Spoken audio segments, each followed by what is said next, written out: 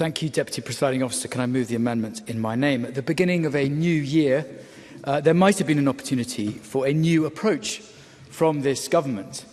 But no, entirely predictably, they have chosen the Constitution as the subject of their first debate of 2023.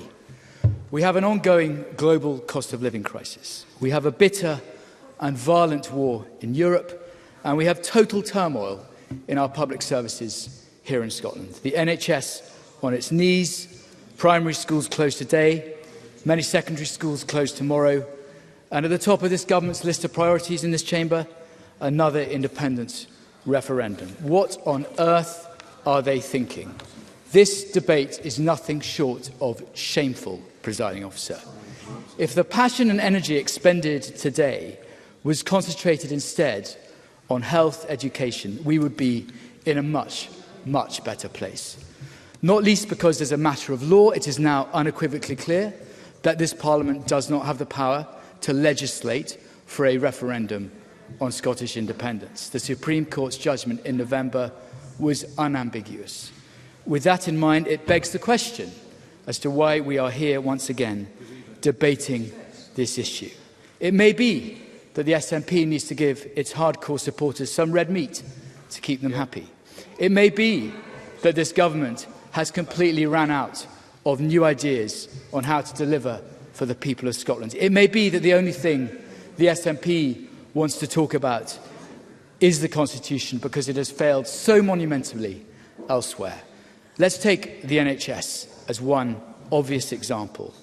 Parliament heard earlier today from the Cabinet Secretary, but only after pressure from these benches and others, to address the state of the NHS. And a statement by a minister falls woefully short of a proper and rigorous debate of the issues here in this chamber. Let me dwell on those failures for a moment, because this is what we should be debating. On Sunday, comments from the Deputy Chair of the BMA said that patient safety was now at risk every day in A&E departments in Scotland, an NHS facing an unprecedented crisis. Dr Ian Kennedy, the BMA Chair, this morning on BBC Scotland, the NHS in Scotland is broken. Members telling me they're exhausted, burnt out, considering their futures, many parts of the NHS collapsing. So we have no doubt that the NHS in Scotland, in its current form, is unsustainable. Yes. Julie Martin. I'm delighted to talk about health. Would Donald Cameron concede that Brexit has been a real problem for the NHS in Scotland, if not the UK? And that's one of the reasons we need a democratic right to decide to go back into the EU as an independent state. Donald Cameron. The problems in our NHS in Scotland began long before the vote for Brexit in 2016. She knows that. The NHS in Scotland is broken. Stark words from one of our most senior doctors, despite repeated warnings that a winter crisis was looming. Doctors and nurses weren't impressed by the measures announced yesterday. This is what we should be debating. Let me give one concrete example. Last week, we know that bed occupancy rates in hospitals were over 95%. That's 10% over the 85% rate, which is seen as the maximum figure before patients are put at risk. That kind of occupancy rate is not sustainable in providing the safe and effective care that patients need on a daily basis. That's what the BMA said. And they're right. And if the SNP focused more on supporting the NHS and fixing the long-standing problems that exist there, rather than obsessing over independence, then perhaps some of these issues could have been addressed. And I make no apology for focusing on these matters, because it isn't just the NHS where SNP ministers have lost focus. In education, Deputy Presiding Officer, we know there are 900 fewer teachers than when the SNP came to power, and that the attainment gap between the least and most deprived is wider than it was 5 years ago. We know that police numbers in Scotland are at their lowest level since 2008, and that violent crime has risen to its highest level since Nicola Sturgeon became First Minister.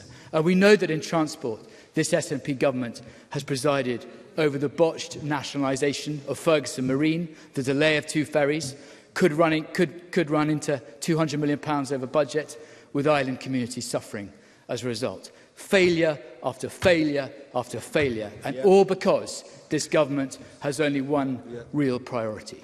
And a Salvation poll published on Monday stated that only 8% of people feel the Scottish Government should prioritise an independence referendum. Just 8%.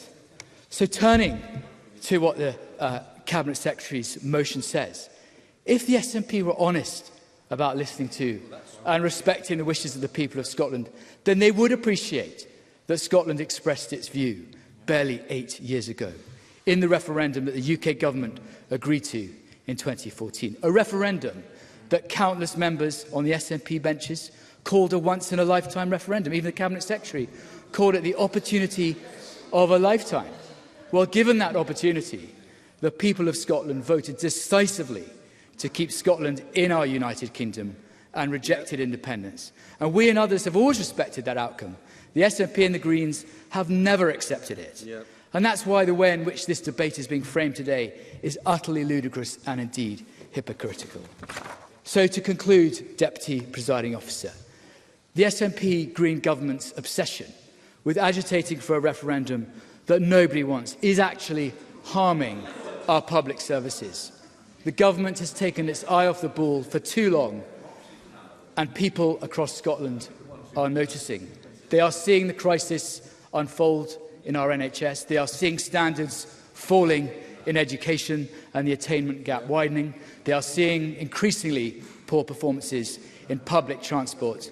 And they are seeing, Deputy Presiding Officer, a government which has its head in the sand when it should be addressing the real and pressing needs of the people of Scotland, and it is an abject disgrace. Thank you.